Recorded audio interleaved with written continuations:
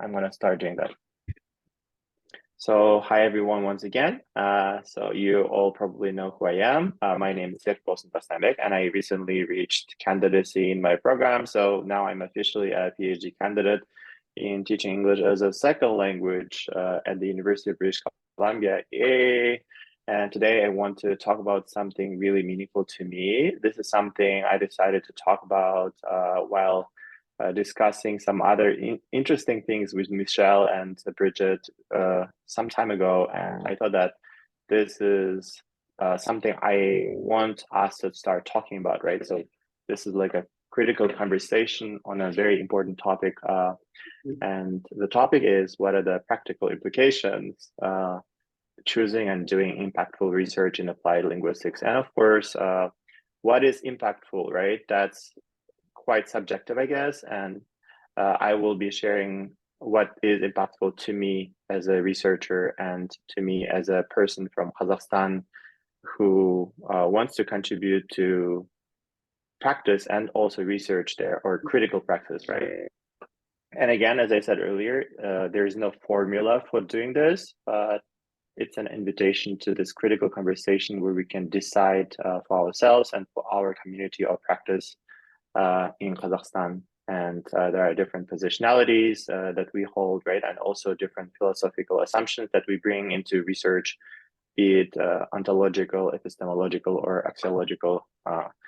Those terms might be confusing, but once you start reading more about the philosophies in education and doing research, you start thinking about those more. And today I will be sharing something in my perspective. Okay, let's go.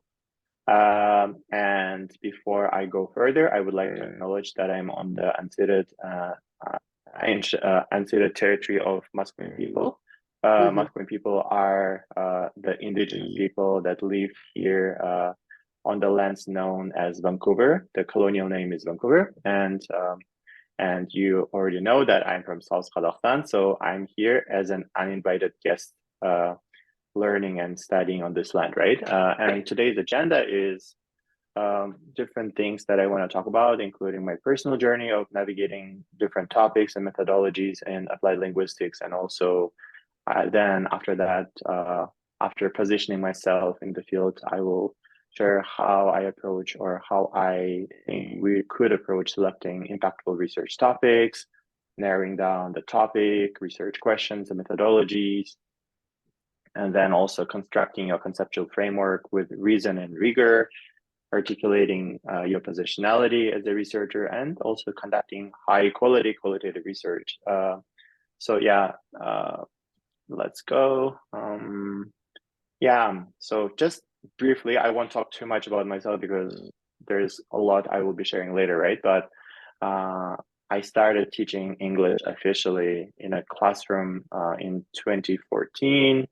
That's when I was still doing my undergrad, and I started teaching general English, and then also IELTS at that point. Later, I started teaching EAP at one of the universities in Astana.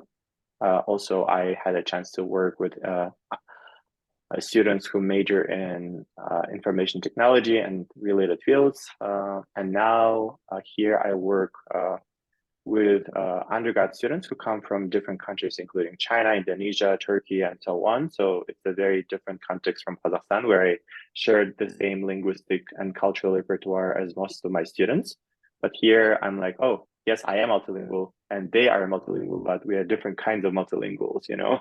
So it's interesting to experience all of this now. And I also work with teachers in teacher education courses, which is something I'm very fortunate to do, because that's been my dream as a researcher and educator, right? And my interests are related to concepts like translanguaging, language ideologies and identities in the framework of TESOL and applied linguistics, specifically critical multilingual pedagogies, right?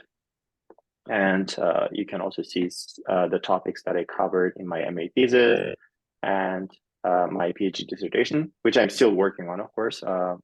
And then there are some side projects that I'm engaged in that also really helped me to share my experiences of working with different methodologies, right? And I was really fortunate to also work with some other methodologies during my MA program, thanks to all the professors that we worked with at that point. And I recently completed my service as a member of the Applied Linguistics for American Association for Applied Linguistics conference, which happened in Houston. And I also organized multilingual education think tank meetings with the alumni of our program, and also with other researchers in the field of multilingual education and educational linguistics working in Kazakhstan. And I try to share different resources and also my experience as an emerging researcher on different social media platforms such as Instagram, Telegram, and so on, right? And again, I'm not just a researcher, I'm just a regular person as well. And I spent a lot of time exploring British Columbia. This is a photo I took in one of the beautiful places here called Deep Cove, which is in Vancouver. I visited this place with Bridget, who visited Vancouver last year. It was such a great moment for me. Like again, I am who I am thanks to my community of this, which includes my academic mama, as she calls herself, and we call her that, right? So, yeah. Anyway, let's go to the different methodologies. So, first of all, during my MA program, I focused on translanguaging beliefs, right? So I was working with teachers, teacher educators, and what they believe in relation to translanguaging, which is again a meaning-making practice, but also a pedagogical approach. And in this study, I adapted a qualitative methodology based on interviews. So again, I was just kind of interested in what teacher educators think, right? So it wasn't really based on practice. I wasn't really doing any intervention because I don't think I was really well positioned to do that kind of research at that point. I don't know. And also had very limited time to really generate data, right? Because at that point we had like 2 weeks to go into the field and generate or collect data. So from a more positivist perspective, I guess we call it collecting data, because I just literally went into different places and asked them to give me interviews, and I recorded everything and went back to my university and transcribed everything and so on, right? So at that point, I wish I had more time to do some kind of practice-based research, but maybe the current setup or like the program rules allow you to do more practice-based research. I'm not sure, so correct me if I'm wrong. So you are also welcome to comment on this, Michelle. What do students do now? How much time do they have to really do research? It all depends. As soon as the ethics are finished, so most of my students did the ethics in October, and I already encourage them to start data collection. So they're basically 2 months, 2 to 3 months, depending on what they do. So it also it also depends on what kind of research tools. So most of my students have 3 research tools. So it means they stay longer, as opposed to somebody who's only doing interviews that goes shorter, for example. So it really depends on the methodology and your research tools that you will be using. But that's amazing. Thank you so much for sharing that. And again, if you are triangulating your data or doing some other things that allow you to generate more data, then that's amazing. Generally, my stance is that if possible, you should be able to do some practice-based or practitioner-oriented research, because what I notice in general is that a lot of people were just looking at what people think and not really what they're doing in the field, or what you could do to contribute to teachers' practice, right? So I think that there should be some shift towards critical practice or practice in general, right? And in my PhD dissertation, I definitely wanted to do a lot more than what I'm doing, but you kind of understand that there are limits to what you can actually do in such a short amount of time, because I remember when I was doing my MA, people told me, oh, you're going to do a lot more and maybe keep this for your PhD. And then I thought, oh, actually, I'm going to do that during my PhD. And then during my PhD, I realized that I can only scratch the surface, but then I still tried to do the most with the least or whatever I had at my as resources, right? So basically what I decided to do is I started strategically mapping my journey in my PhD program, and I approached every TA-ship opportunity as a potential site for my PhD dissertation, obviously. So I started working with different instructors and professors here, and within each TA-ship, I approached the professors with some ideas related to my project, which is about translanguaging stance development, which is, again, a part of the translanguaging pedagogy framework suggested by Garcia, Ibarra, Johnson, and Zeltzer. So there's this nice book that I really like. It's almost like a Bible to me at this point, I guess, which is funny. But again, my project is based on my graduate teaching assistant job or work that I completed last summer. So basically what I did is I approached the course instructor with some ideas for updating the course or infusing translanguaging content into the course. And then I was in charge of doing all that, obviously. So I updated the syllabus, and then I was also in charge of the extending the conversation segment during the course. I worked with the teachers on different assignments. I gave them feedback, and there was a lot of involvement in the course or in the development of their translanguaging stance within the course, I guess, if I can say so. And then now I am approaching these teachers as cases within my multiple case study to see what they really experienced and also what they're up to right now after a year. So because the course was completed last summer, right? And now I'm asking them, hey, what are you doing now? Do you still remember anything from that? And are you still maintaining or further developing your languaging stance and so on? So, so basically, it is related to some practice at this point.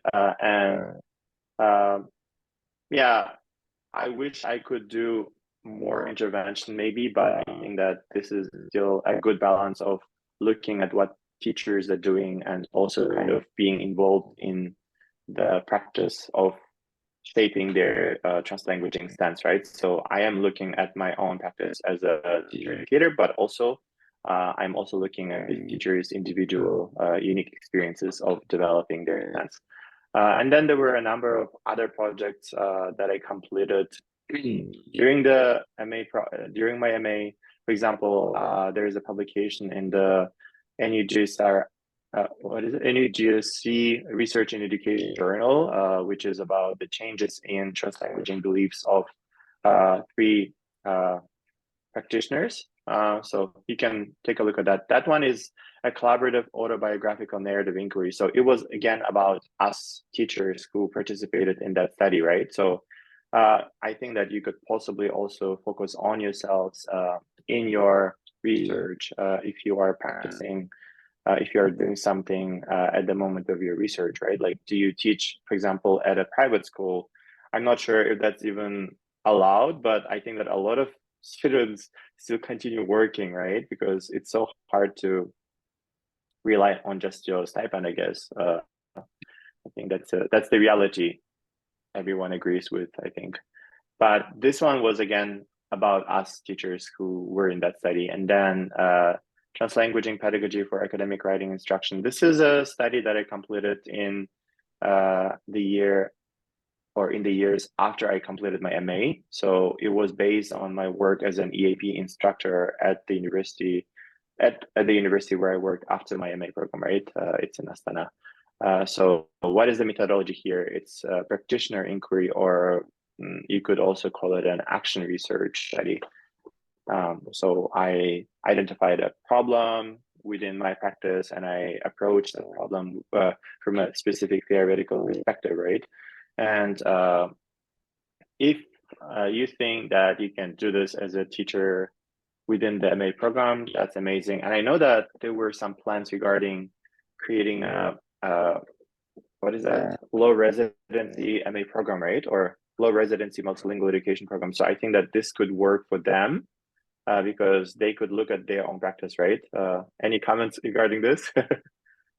I think that's not in the making yet. So probably if we can get to the topic of engaging with research, I want the students to actually think of what they have and what you have to offer in terms of what does it mean to choose research topics. So can we move on to that? Yeah. Please, Sure. Yeah, let's move on to that. So again, there are a lot of different methodologies I wanted to highlight. So the reason I wanted to talk about it is because you can choose from a variety of methodologies, right, for your research, including collaborative inquiry and also duoethnography and collaborative narrative inquiry. So let's move on to, oops, sorry. Oops, here it is. So some general tips for selecting an impactful research topic that I think are important. And again, for everyone, impactful research topic is going to be different, right? And I think in this regard, it's important to consider your positionality. So choose a topic you are well positioned to study, but at the same time, do not get easily scared by different topics. Like, what do I mean by well positioned to study? For example, are you an insider or an outsider in the context of your interest? For example, do you want to go and research marginalized students in some AUL, right? For example, why do you want to do that research? Who are you in that context? Do you also come from a similar context, for example? That's something important to consider. So are your identities aligned with your research subjects? That's one question you can consider. And I will talk a little more about positionality later using some references. So this is like an overview of some things that are important, right? And the second tip, I guess, would be to focus on practical implications. So aim for research that addresses real world issues and promotes critical praxis. And in this case, critical praxis is something that connects research with teaching directly, right? So think of holding those two and bringing them together. For instance, if you had to do research that will directly solve some problems as a teacher, what would you focus on? If you were a teacher or a student or another stakeholder, what would you want researchers to study that will directly help you solve that problem at hand, right? So I think that it's really important to consider the needs of the educators and the students and other practitioners, other stakeholders in your context. And so yeah, while there are a lot of interesting topics, do those topics matter really in our context in Kazakhstan, right? So we need to give ourselves a reality check, I guess, of some sort. Yes, Excellent. It's ambitious, it's interesting, but does it matter really? I think that Sulshash Iksan likes to say, so what? I would really like to ask you, so what? So what if that research is there? What are you going to do about it, right? And why does it matter? And another tip is to do backwards planning. And I think that it's a very common practice as teachers, right? So you kind of look at what you want to happen at the end of your course or subject or class, and you start from there. So envision the change or impact you aim to achieve and align that with your research accordingly. So what do you want to change, or what do you want to impact with your research? Do you want to address a specific practical issue in the classroom, or do you want to transform your teachers' beliefs, like in my case, right? So the reason I even started looking at teachers' translanguaging stance is because I want to contribute to the development of that stance, right? And I want to understand how I can better approach that as a teacher educator and also as a potential researcher in that field in the future if I become a faculty at some university. So yeah, basically consider your future employment as well. So do you want to work in some research institution, like for example, Taldao, or what else do we have? So a lot of institutions in Kazakhstan, basically think about that, right? So do you want to work at a school? Do you want to work as an EAP instructor? Or do you want to do something else or continue your studies as a PhD researcher, right? So what is your trajectory? What's your, let's say, I don't want to say 5-year plan, maybe like 2 or 3-year plan, right? So what after your program, what will that give you, and where is that going to lead you as a researcher, as a teacher, as a person? So what do you hope to do after your master's program? I think that's a very good question to ask yourself now, because you can't just do something just because you're passionate about it, right? So what are the practical implications of your work for you and for the people that you are researching or researching about? This is something, again, I still remember learning about from Sushajik Sanna's course, be a change agent. So explore how your research can contribute to improving the educational practices and systems, not just practices, right? Because multilingual education isn't just about the classroom, but it's also about other layers of context. For example, the institutional layer, also the national layer, or like policy level, right? So consider those two, because I think that it's really interesting to look at some other aspects of applied linguistics, because it's not just about students and teachers, but also many other stakeholders in the field. My research isn't really geared towards covering those layers, but I think that there are people that are well positioned to give you guidance regarding that in the program, and also NUGSE at large, right? Correct me if I'm wrong. And spot on. Yeah. And another very important tip is to engage in self-reflection or self-reflexivity. So if you aren't sure who you are as a researcher, and if you're still figuring out what you gravitate toward in this very big field, right? Applied linguistics is huge, and multilingual education can be many things. It's not just about teaching English, it can also be many other things, right? So journal your thoughts and consult peers to refine your research focus. So start with a list of topics maybe that you particularly like in the courses that you are taking or that you took, and then maybe create a list of things that makes you think that topic is the best for you, and then weigh your options and decide what's best for you. Again, journal your thoughts, consult peers, consult your professors in the program, and try to understand yourself, right? And stay informed. And by that, I mean, analyze policy documents. I remember that so many like things that we did during the first term, like related to education policy. And then I think that your work shouldn't be limited just by that course, right? There are like so many different results of TALIS and other like big projects that kind of investigate the knowledge level and the comprehension level and many other things in Kazakhstan.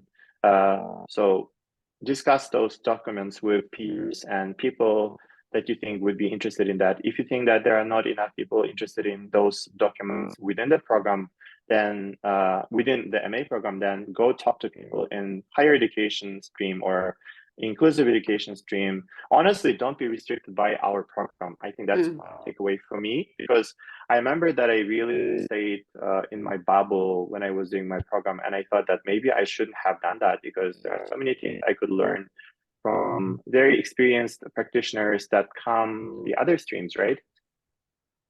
So basically analyze documents, also investigate what's going on social media, because I think that teachers tend to be more vocal and maybe honest about their experiences on social media. They complain and they share their grievances under the post of, let's say, the Minister of Education or some other officials, right? And I think that's really raw and important to consider in your research. Try to see what's going on and what they care the most about, right?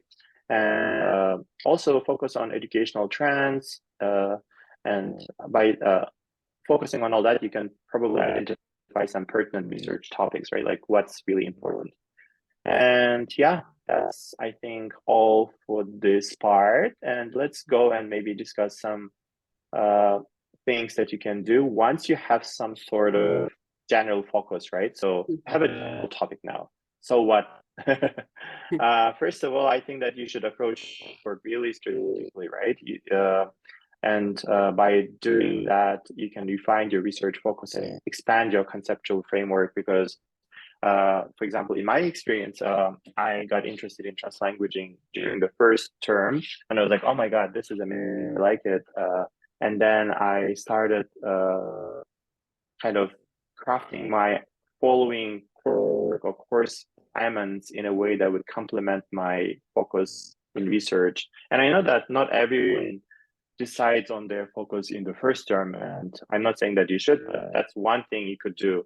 Like, there are way too many topics that you could research, and maybe choosing something that you like in general in your first term would be smart, especially since you have to prepare your proposal in summer, right? So focus on that and consider a reason and rigor in developing a conceptual framework. And I will talk about that briefly in a few minutes. So the first one is coursework assistance, right? Approach your coursework strategically, draw a map, and think of how each course is going to help you approach one aspect of your topic, maybe. And I'm not saying that you should pigeonhole yourself and just do stuff only related to translanguaging or identity or I don't know, policy, but try to understand the topic more broadly because you can't really do that in just one course, right? Because there are so many things you need to do in general. And second is to do some literature review, explore seminal works and apply linguistics. For example, there are some very nice books by Alistair Pennycook and also Heidi Kaye Aidar. For example, Pennycook talks about critical applied linguistics in his book from 2021. And I actually uploaded all the materials that I mentioned today into a drive, which I will share later. And also there is another book that I personally like, which is by Heidi Kaye Aidar. She talks about critical applied linguistics, but from an intersectional perspective. And it's a recent book, which was published in 2023. So that's one thing, right?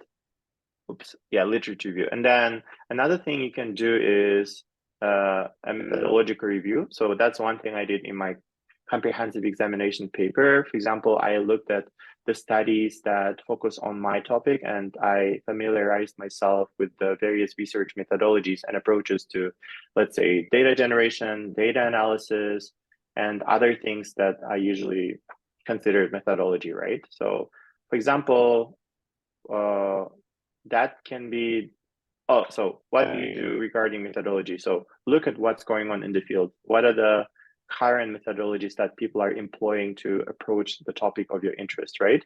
And also consult like publications like Qualitative Quality by Tracy, who talks about this 8 Big 10 criteria for excellent qualitative research. So by reading this publication, I think you will understand better what you need to be able to do in order to conduct, let's say, high quality qualitative research. And I'm going to talk about this briefly later on. And another thing you can do is maybe seek mentorship, right? Because honestly, it's hard to figure out everything on your own. And you can, of course, talk to your supervisor, but that your supervisor is matched with you only during the second year, right? Is that so? Yeah. So before that, you need to find people that can help you figure out your focus and other things, right? So be proactive, basically. Identify experts who can guide you in mastering relevant methodologies and also maybe honing your conceptual framework, right? Before you start your research, because before you reach the second year, you need to kind of understand the general picture and also maybe start piecing the puzzle pieces together, right? And by experts, I mean different people like your supervisor and other faculty at NUGSE or wherever you are. Also program alumni, right? So there are a lot of people who I think would be happy to share their experience. And I'm not saying that you should just select their methodology just because you're talking to them, but you can maybe learn something from them, right? But before approaching them, I would advise you to check the NU repository and maybe read their thesis, like do your research, okay? So that's one thing I would recommend everyone here. Before reaching out to any faculty or any external expert, read their publications, read their profiles on social media or ResearchGate or academia.com or wherever you are, and then ask tailored questions. How exactly can they help you? Basically, don't waste your time and don't waste their time. Be specific about your goals, and I think that when you ask good specific questions, they will be more willing to help you, right? And also approach the PhD students in your institution. I'm sure that they would be happy to share some insights, right? Because they have been doing this for a bit longer than most of you, I think. And they might have like kind of, I don't know, face some blocks and issues in doing research. And I'm sure that they will share their insights. And I think that there are a lot of people in the PhD programs, in the PhD program at NUGSE who actually did their masters in UGC too, right? So they should have a lot of tips for you. Oh, maybe I'm wrong, but yeah. Not Okay, many. so there's not many yeah. MA people in our PhD program. So okay. Yeah. I think that there are a few people at least, so maybe you can talk to them too. So personally, I talked a lot, or I still talk to scholars at conferences and other events, and I email them, thanking them for their insights that they shared during the seminar or the talk. And then I also ask them questions if there's anything I want to address. For example, I have talked to Heidi Kayaidar and some other people that have researched my topic, right? So I think that's an excellent way of approaching scholars. Like acknowledge what you have already done and also highlight the things that you're specifically interested in their work, because that shows that you've done your research, right? And do some research in terms of meta-analysis. Okay, this is taking me this way, sorry. So read some meta-analysis of applied linguistics research. For example, something published by Richards focuses on trends in qualitative research in language teaching since 2000, right? So that's something you can read and maybe see what kind of methodologies and topics have been used in our field. And from that list, you can select something that fits your interest, right? Because like reading something state of the art like that is really helpful to understand the bigger picture in the field.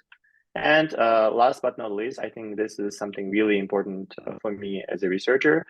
Focus on the practical application of your research, right?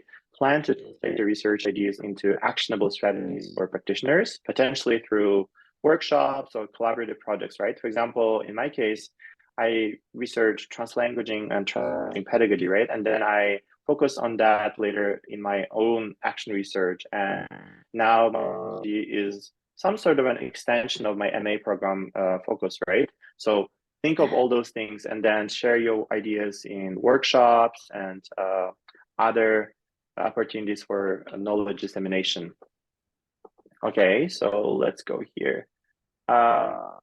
I will briefly talk about this, and I think that reading the book would be even more helpful, but generally in constructing your conceptual framework for your study with reason and rigor, I think it's really important to provide solid arguments and reasons for why your study matters, right?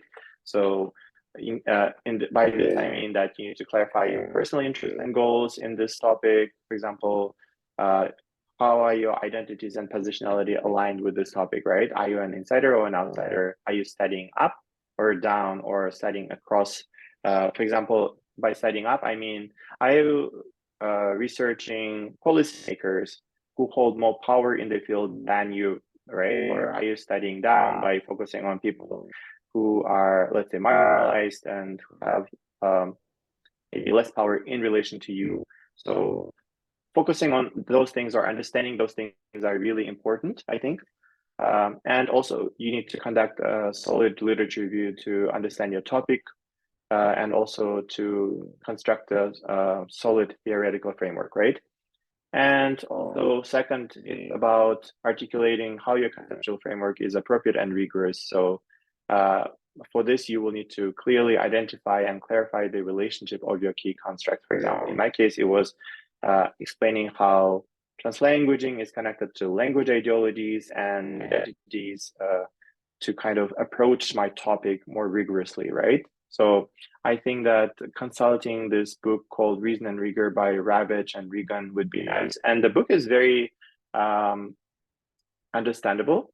So it's like written in, not in plain language, but very accessible language, right? So take a look at this book. I think that it will be really helpful in understanding your focus and constructing a good conceptual framework for your study. And for this one, articulating a positionality. So there are different kinds of human interests in research, according to Angeline, who kindly shared this resource with me some years ago when I was applying for my PG.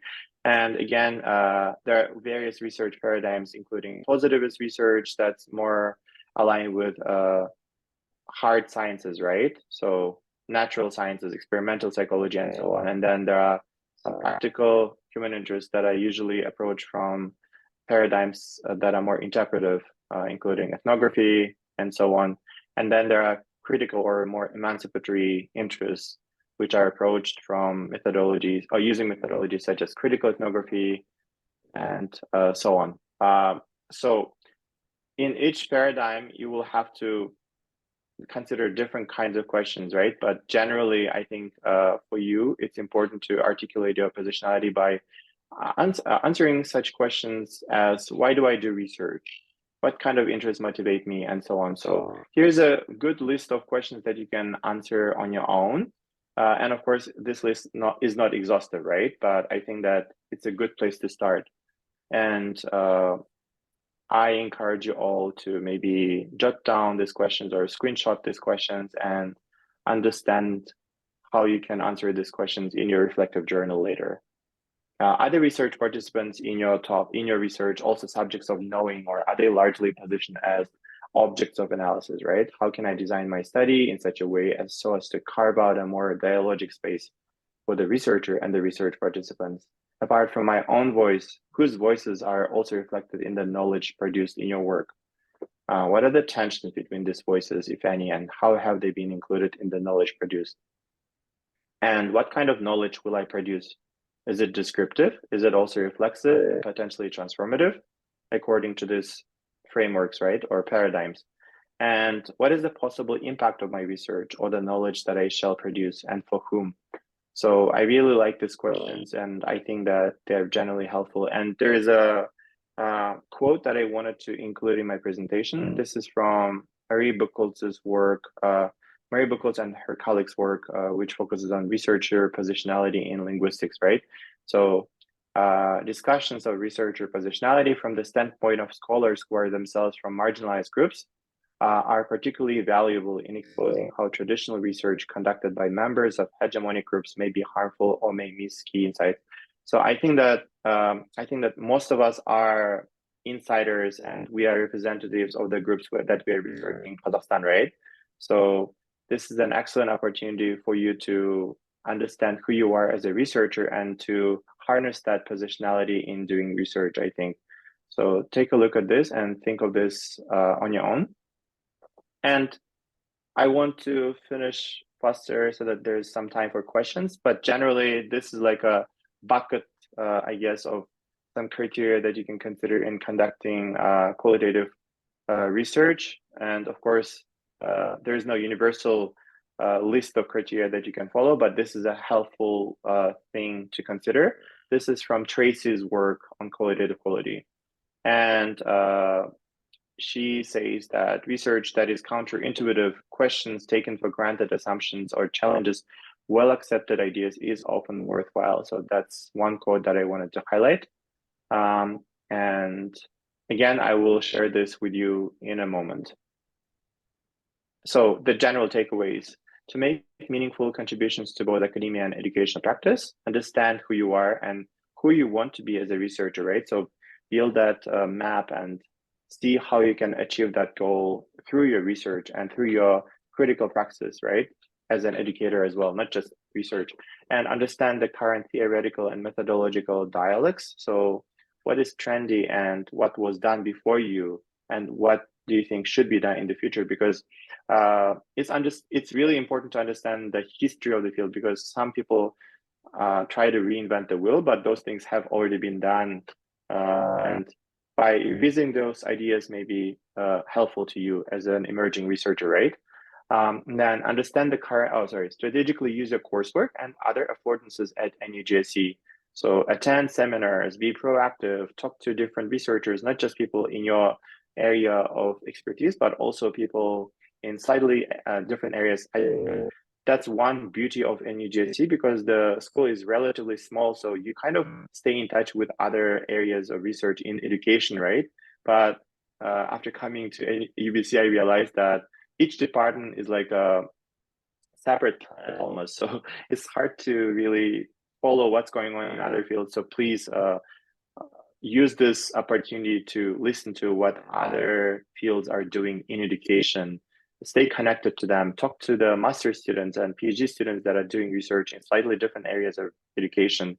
And that would be really helpful to you. And leverage your contextual knowledge as an insider. Again, as I said, most of us are insiders in Kazakhstan, right? So we know a lot of things that are not really reflected in research. So how can you harness that deep contextual knowledge, and how can you make change or bring change using that knowledge? And rely on your community of practice to grow. Focus on building meaningful relationships with professors, with other students, alumni, PhD students, and other scholars in the field, and learn from them, or learn with them. I think that's a better term. So yeah, that's all. And this QR code is something you can use to access the Google Drive that I created. So all the references that I used today are already there as PDF files. And yeah, so I will pause here a little bit so you can use this QR code. And yeah, Rahmet, everyone. And you are more than welcome to ask your questions. I think we have around 11 minutes left. 10 minutes, okay. Yeah, for questions, comments, or anything.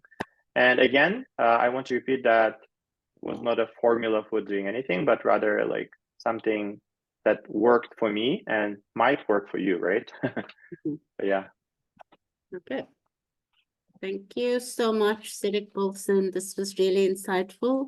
I'm going to now invite students if you have any questions before I also share some of my key takeaways from Serikbolsyn's presentation.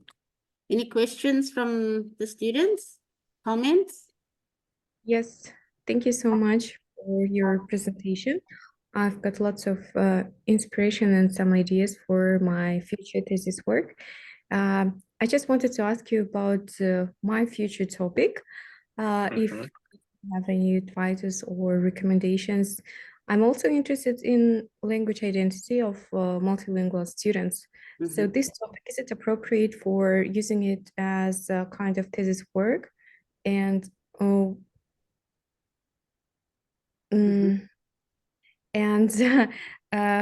do I have the possibility to have enough time to research this area? What do you think? Well, I think it really depends on what your goal is. What are you trying to do in relation to learners' identities, right? Are you trying to find ways that could better support their empowerment as multilingual students, or are you trying to look at the different practices of teachers that could, again, empower them, help them do certain things as multilingual students, right? So, or are you looking at the theoretical construct of identity and what it means in the context of Kazakhstan? Again, you can justify any topic, right? Because there is not enough done in the context of Kazakhstan. And so there is a big literature gap, right? So that's not enough though. But so I think it really depends on what your goal is. And in terms of time, I think that if you get your BREP approval, IRB approval soon enough, you can do a lot of things. And I think that, yeah, that topic is really interesting, honestly. But I know that working with underage subjects is a bit more difficult, right? Because you will need to use assent forms as well, not just consent forms, right? I just want to research this area among graduate students and okay. Language identity as a multilingual students. Who are they now? For example, I'm speaking 3 languages, and I can say that I'm fully Kazakh. I'm not Russian. So Translanguaging identity. Yeah, I think, yeah. I think, And I just want, Almira, you have an excellent topic. You need to now read about how this topic has been explored in other contexts and how those studies are relevant in the Kazakhstani context. So find the problem for you. You really have something good. Find the problem and then narrow it down to what is it actually in terms of what are you doing and what's the practical implication or what's the practical or the practice-based contribution that you want to make. Exactly.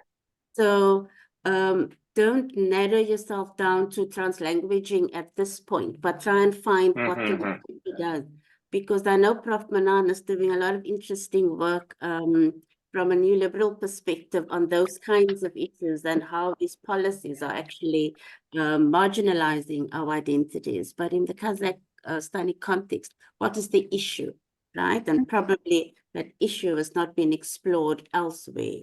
And so you need to find what the teacher is saying to narrow it down. But it's an interesting topic. And I think that, of course, it's important to research ourselves, but do not pigeonhole yourself into researching only graduate students, right? So because what are the practical implications? What are you going to do with that, let's say, set of findings? Are you going to help professors at NUGSE use those multilingual identities in their teaching? I don't know, like, I feel like you could focus on more practical aspects of using all those things. So there are many things you need to consider, but think of the questions that I asked today, and I can also share the slides, and maybe that will be helpful. But good luck, and I think you got an excellent topic. Just consider the context of your topic. Any other questions? Any other engagement with topics? Okay. And also feel free to speak in any language. Professor Michelle, thank you so much, and thank you, Serikbolsyn. I just want to complain why we didn't have such opportunity last year before we were working on our thesis. But I'm really grateful for this opportunity that at least MA1s can learn, and really it was very insightful, this presentation. And now, even now, I'm going back. My research is ready. My thesis is almost ready, all the 6 chapters, but I'm just putting the final touches.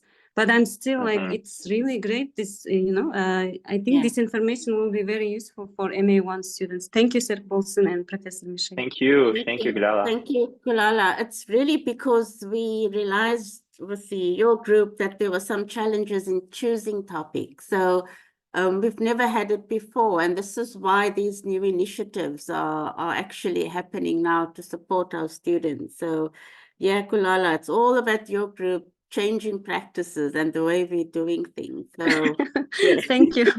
Okay, and then just before we wrap up, I just wanted to tell the MA1 students, if you look at Serikbolsyn's presentation, you can see how it's about thinking, not just about your thesis right now. What do you want to do with it? Where do you see yourself afterwards? Because I find that some of you choose a topic just because you think you have to choose a topic for the sake of choosing a topic. So you can see his master's was on translanguaging and pre-service teachers' beliefs. He's now busy with EAL teachers' translanguaging stances. So you see how he's developing as a scholar within one kind of area. And then one of the most important things I think he spoke about for me is what are the practical implications? So Almira, as you're thinking of your identity topic, what are the practical implications? Do you want teachers to consider that the way they are dealing with students, they're socializing their students to kind of think of themselves of not Kazakh enough, not Russian enough? So is it the practical implication going to be in schools where it really matters in terms of how teachers engage with multilingual identities? And then the other thing about your research, does it matter? How will it matter? And how is it contributing to something within the Kazakhstani context? It's making a break in the global literature, but also what is it going to add to the Kazakhstani context? Another thing you need to ask yourself is, what can this help me with for my future? Where do I see myself in terms of career, right? So it's not just only I'm doing a PhD. If I'm doing a PhD, it becomes important, but what is, that's up to you. And then most importantly is, think about, why are you interested in your topic? And this is what I got from Serikbolsyn. Who am I in this research topic that I'm choosing? Why am I choosing this? This must be something about your identity that's getting you to lean towards this. Exactly. And then think of, if you think of your topic, check the repository to see if anyone else at GSC or in Kazakhstan explored that topic. Look at their recommendations, because they have recommendations for future studies, and probably you can take one of that recommendations as the focus of your study, and then you're contributing to theory building around identity work within the Kazakhstani context. So I think, Serikbolsyn, that was really, really awesome in terms of giving us all of those insights around what it is. It is not just research about research, it's about the me search, right? Me first. And so I know, for example, Medan knew I would see, based on my conversations with him, what he would be interested in and what he's leaning towards. Ilyas yesterday came to see me and he didn't know what he wanted to do, and then he was reflecting, and then he stumbled upon a problem that he's always had. So once you think about you and what the problem is in terms of what you're doing right now, it does open up the focus of your topic much better. So again, to speak to now, you can speak to professors also that's literally doing research in these areas, and probably they will guide you in terms of what can happen with the global literature. So that's all from me. Is there any other comments? Ikram, yeah, I can see you wanted to say hello. something. Yeah, Hi. I just wanted to ask, thank you for your presentation. It was really No helpful. worries. Thank you. Yeah. So I also I'm interested in translanguaging and teachers' language ideologies. However, I feel like this topic is like maybe over-researched. So what do you think? Well, first of all, let me just say this, like, by the way, I'm happy to stay a bit longer, so don't rush. But at the same time, if you need to go, you can go, right? So, and back to your question, I think that it really depends on what you're looking at. I feel like there is not really enough research, again, focus on the practical implications, or like the practice part of all that, right? So there's a lot of conceptual discussions, especially outside Kazakhstan, but what's really done in Kazakhstan as a pedagogy about translanguaging and consideration of language ideologies and identities within pedagogical framework, I think that's something you can look at. And what are teachers doing in regard to all those concepts within their pedagogies, right? So that's something you can look at. Again, you can find a lot of things that are new to Kazakhstan, and do not think just because some research is done in the US or Canada, you cannot do that in Kazakhstan. I would even argue that if that topic is researched well in some other context, it means that there's a lot of potential, and you can learn from the mistake of other researchers and build a better study, right? So yeah, be brave and go ahead. I don't think that this topic is all researched, at least because I'm researching it too. So yeah, Okay. good luck. Thank you. Yeah, thanks. Yeah. Any other questions or comments? All right. So I think people are still thinking. And again, I'm more than happy to respond to your questions on the social media platforms that I shared in the chat box here. So you can message me on Instagram or Telegram. So I have a blog where I share different resources like the ones that I shared today. And you can also email me at serikbolsyn.tasnambek@ubc.ca. I still have an active alumni email as well, but I think that this one is like the preferred email address. On that note, I want to thank everyone. Бәріңізге рахмет. Әрқашан да қуаныштымын сіздермен байланысқа шығуға. Және де Қазақстанда болған кезде көрісуге тырысайық. Yeah, мүмкіндік болса. So thank you everyone, and thank you so much, Michelle, for inviting me as the inaugural speaker in this series. And I'm always happy to stay in touch and to talk about different things, meaningful things, with our peers and colleagues. Yeah. So And thank you. yeah. Thank you so much. Thank you. Bye. Serikbolsyn. Thank This has you. been amazing.